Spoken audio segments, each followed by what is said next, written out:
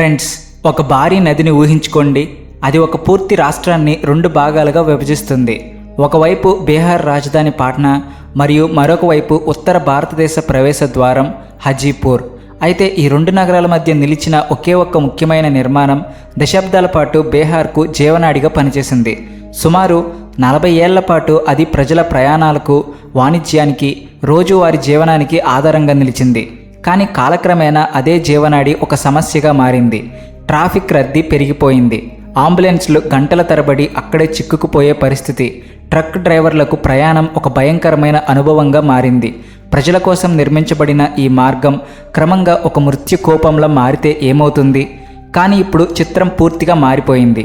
ఎందుకంటే ఈరోజు అదే గంగా నదిపై ఒక సరికొత్త కథ రాయబడుతుంది. అయితే ఇది కేవలం కాంక్రీట్ మరియు ఉక్కు మిశ్రమం మాత్రమే కాదు, బీహార్ భవిష్యత్తుకు సంబంధించిన ఒక వెన్నుముక్కలా పనిచేస్తుంది. సో ఫ్రెండ్స్, అసలు 2026 బీహార్కు ఎందుకు ఒక మలుపు కాబోతుంది? దీని వెనుక ఉన్న అసలు నిజాన్ని ఈరోజు డీటెయిల్గా తెలుసుకుందాం. ఫ్రెండ్స్, ఈరోజు మనం చూడబోయేది ఒక సాధారణ వంతెన కథ కాదు.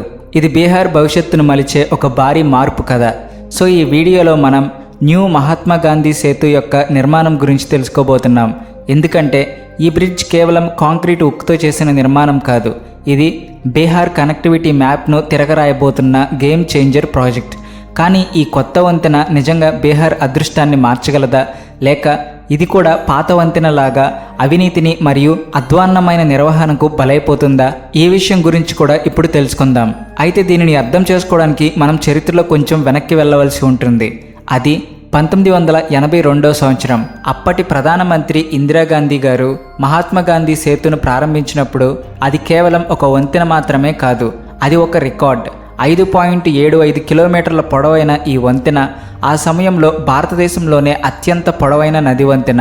ఇది ఉత్తర మరియు దక్షిణ బీహార్ మధ్య ఉన్న దూరాలను గంటల నుండి నిమిషాలకు తగ్గించి వేసింది.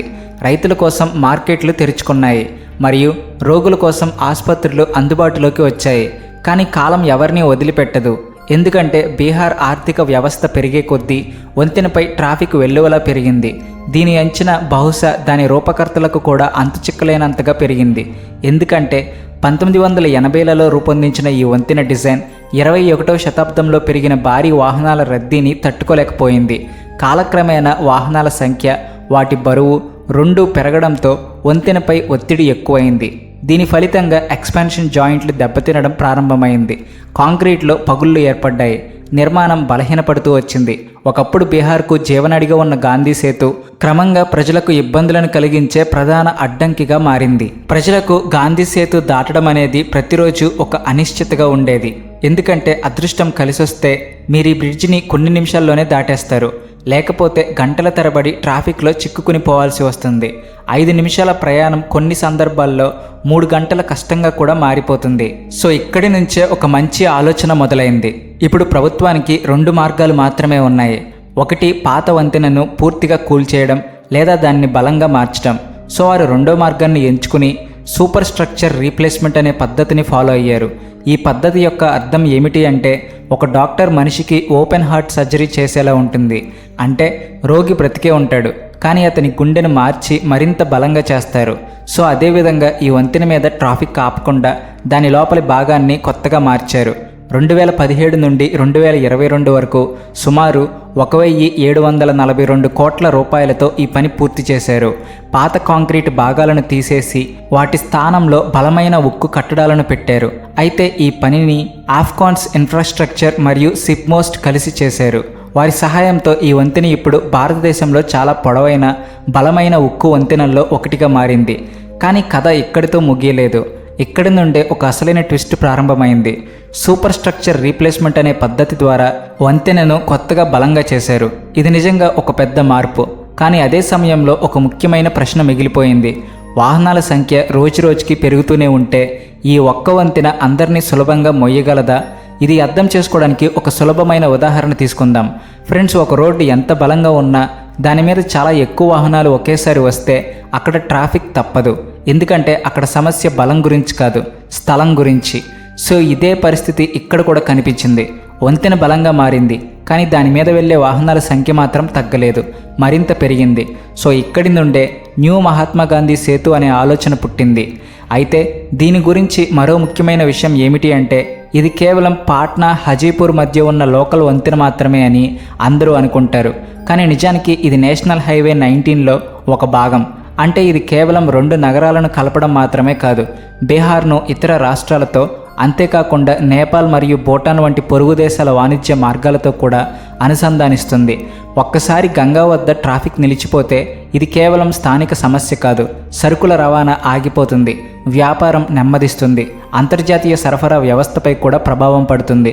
సో ఈ అవసరాన్ని గుర్తించిన ప్రభుత్వం 2020లో నరేంద్ర మోడీ చేతుల మీదుగా కొత్త వంతెన నిర్మాణానికి శంకుస్థాపన చేసింది. కానీ ఈ వంతెనను నిర్మించడం మనం అనుకున్నంత సులభమేమీ కాదు, ఎందుకంటే ఇది ఒక ఎక్స్ట్రా డోస్డ్ కేబుల్ స్టేడ్ వంతెన. ఈ టెక్నాలజీ చాలా ప్రత్యేకమైనది. సాధారణ వంతెనలకు వేరే రకమైన నిర్మాణాలు ఉంటే, ఈ వంతెన ఒక హైబ్రిడ్ సాంకేతికతను ఉపయోగిస్తుంది. ఇక్కడ వంతెనకు మద్దతు ఇచ్చేందుకు టవర్ల ఎత్తు చాలా పెరగదు, కానీ కేబుల్స్ ద్వారా వంతెనకు అదనపు బలాన్ని అందిస్తారు. దీనివల్ల వంతెన యొక్క స్తంభాల మధ్య దూరాన్ని ఎక్కువగా పెంచవచ్చు. అదే సమయంలో నది మధ్యలో స్తంభాల సంఖ్య తగ్గుతుంది. ఇది గంగా నది మీద లభించే మలుపులను, పర్యావరణ పరిస్థితులను పరిగణలోకి తీసుకోవడానికి సహాయపడుతుంది. అంతేకాకుండా ఈ ప్రాజెక్టును ఈపీసీ మోడల్ ప్రకారం రూపొందిస్తున్నారు. దీని అర్థం, ప్రభుత్వం ఈ ప్రాజెక్ట్ కోసం అన్ని బాధ్యతలను ఒకే సంస్థకు, ఎస్పీ సింగ్లా కన్స్ట్రక్షన్కు అప్పగించింది. అంటే ఈ సంస్థనే డిజైన్, సామాగ్రి, నిర్మాణం అన్ని అంగాల కోసం ఒకే కంపెనీ బాధ్యతగా పనిచేస్తుంది. సో ఈ విధంగా ప్రాజెక్ట్ యొక్క మొత్తం జవాబుదారీతనం ఒక్కటే ఉంటే ఎవరు ఒకరిపై ఒకరు దోషులు వేసి తప్పించుకోవడం జరగదు. ప్రతి దశలో కూడా సమర్థత, సమయానికి పూర్తి చేయడం, ఖర్చు నిర్వహణ మొదలైనవి నేరుగా ఈ సంస్థపై ఆధారపడి ఉంటాయి. సో ఇప్పుడు అసలు ప్రశ్న ఏమిటంటే, అసలు ఇంత పెద్ద ప్రాజెక్టు ఎలా నడుస్తుంది? అయితే దీని వెనుక కోఆపరేటివ్ ఫెడరలిజంకు ఒక అద్భుతమైన ఉదాహరణ ఉంది. ఒకవైపు కేంద్ర రోడ్డు రవాణా మరియు రహదారుల మంత్రిత్వ శాఖ ఉంది. ఇది ఢిల్లీ నుండి మార్గదర్శకత్వం మరియు నిధులను ఇస్తుంది. మరోవైపు ఎన్హెచ్ఏఐ ఉంది. ఇది పనిచేసే హస్తం. కానీ క్షేత్రస్థాయిలో అసలు సవాళ్లు అంటే భూసేకరణ, అప్రోచ్ రోడ్లు మరియు ట్రాఫిక్ మళ్లింపు వంటి వాటిని బీహార్ ముఖ్యమంత్రి నితీష్ కుమార్ మరియు రాష్ట్ర రోడ్డు నిర్మాణ శాఖ అంటే ఆర్సీడీ హ్యాండిల్ చేస్తుంది.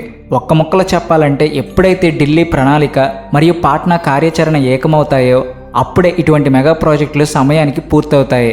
ఫ్రెండ్స్, ఈరోజు మనం ఏప్రిల్ 2026లో నిలబడి క్షేత్రస్థాయి పరిస్థితిని చూస్తే సుమారు 5.6 కిలోమీటర్ల పొడవైన ప్రధాన వంతెన యొక్క 60% పనులు ఆల్రెడీ పూర్తయ్యాయి. ఇక పూర్తి రహదారి మార్గం గురించి మాట్లాడితే దీనిలో ర్యాంపులు మరియు అప్రోచ్ రోడ్లు కూడా కలిసి ఉన్నాయి. ఇది సుమారు 14.5 కిలోమీటర్ల పొడవు ఉంటుంది. సో డిసెంబర్ 2026 నాటికి సివిల్ నిర్మాణ పనులను ముగించి 2027 ప్రారంభంలో దీనిని ప్రజల కోసం ప్రారంభించాలని ప్రభుత్వం లక్ష్యంగా పెట్టుకుంది. ఈ 2 వంతెనలు కలిసి పనిచేసినప్పుడు ఈ ప్రాంతం 8 వరుసల రహదారి వ్యవస్థకు సమానంగా మారుతుంది. మీకు తెలిస్తే ఆశ్చర్యం వేస్తుంది, కానీ ఈ ప్రాజెక్టులో ఇంజనీర్లకు అతిపెద్ద సవాల్ గంగా నది యొక్క స్వభావం అని చెప్పుకోవచ్చా? ఎందుకంటే వర్షాకాలంలో నీటి మట్టం మారడం మరియు నేల కోత ప్రభావం స్తంభాలకు నష్టం కలిగించవచ్చు. అందుకే ఇక్కడ సర్క్యులర్ ఇంజనీరింగ్ను ఉపయోగిస్తారు. ఇక్కడ పాత స్తంభాలను తనిఖీ చేసి వాటిని మళ్ళీ ఉపయోగించారు. తద్వారా పర్యావరణానికి తక్కువ నష్టం జరుగుతుంది. ఫ్రెండ్స్, ఈ బ్రిడ్జ్ కేవలం మౌలిక సదుపాయాల కోసం మాత్రమే అని చాలామంది అనుకుంటారు. కానీ నిజానికి ఇది సామాజిక జీవనానికి ఒక వెన్నుముక్క. ఎందుకంటే పాట్నాలో కోచింగ్ తీసుకోవాలనుకునే ఉత్తర బీహార్ విద్యార్థి, తన వస్తువులను మార్కెట్కు చేరవేయాలనుకునే ఒక మహిళా పారిశ్రామికవేత్త లేదా ఒక గంభీరమైన రోగి ఎవరికైతే ఎయిమ్స్ పాట్నా చేరుకోవాలో వారి కోసం ఈ వంతెన జీవితానికి మరియు మరణానికి మధ్య ఉన్న దూరాన్ని తగ్గిస్తుంది. ఆసియాలోనే అతిపెద్ద పశువుల మేళా అయిన సోన్పూర్ మేళా ఇకపై కేవలం ఒక మతపరమైన వేడుకగా మాత్రమే మిగిలిపోదు. ఇది ఒక ఆర్థిక కేంద్రంగా మారుతుంది. ఎందుకంటే అక్కడికి చేరుకోవడం ఇప్పుడు సురక్షితం మరియు వేగవంతమవుతుంది. ఈ వంతెన బీహార్ కళలను మరియు అవకాశాలను శాశ్వతంగా జోడిస్తుంది. మరి 2027లో అయినా బీహార్ అదృష్టం నిజంగా మారిపోతుందా? కథ 1987లో మొదలైంది, 2000లో బలహీనపడింది, 2022లో పునర్జన్మ పొందింది మరియు 2027లో ఇది అజేయంగా మారబోతుంది. మన వారసత్వాన్ని గౌరవిస్తూనే ఆధునికతను ఎలా అంగీకరించవచ్చో చెప్పడానికి ఈ ప్రాజెక్టు ఒక గొప్ప ఉదాహరణ. ఈ 2 వంతెనలు పూర్తి సామర్థ్యంతో నడిచినప్పుడు బీహార్ కేవలం రాష్ట్రాలను మాత్రమే కాదు, కలలను వాస్తవంతో జోడిస్తుంది. రాబోయే కాలంలో పరిశోధకులు ఇక్కడి ట్రాఫిక్ గణాంకాలను మరియు ఆర్థిక వృద్ధిని అధ్యయనం చేస్తారు. కానీ ఒక సామాన్య మనిషికి మాత్రం ఒకే ఒక అనుభూతి కలుగుతుంది. ఇంతకుముందు ఇక్కడి నుండి వెళ్ళడం ఒక సమస్యగా ఉండేది, ఇప్పుడు ఇక్కడి నుండి వెళ్ళడం ఒక ప్రగతి. సో ఫ్రెండ్స్, ఈ వీడియో గురించి మీకేమనిపిస్తుంది? ఈ వంతెన బీహార్ ఆర్థిక వ్యవస్థను నిజంగా తదుపరి స్థాయికి తీసుకెళ్లగలదా? మీ అభిప్రాయాన్ని కామెంట్స్లో తప్పకుండా తెలియచేయండి. వీడియో నచ్చితే దీనిని షేర్ చేయండి మరియు ఇటువంటి లోతైన డాక్యుమెంటరీల కోసం సబ్స్క్రైబ్ చేయండి. జై Hind. Please like and share and also thanks for watching.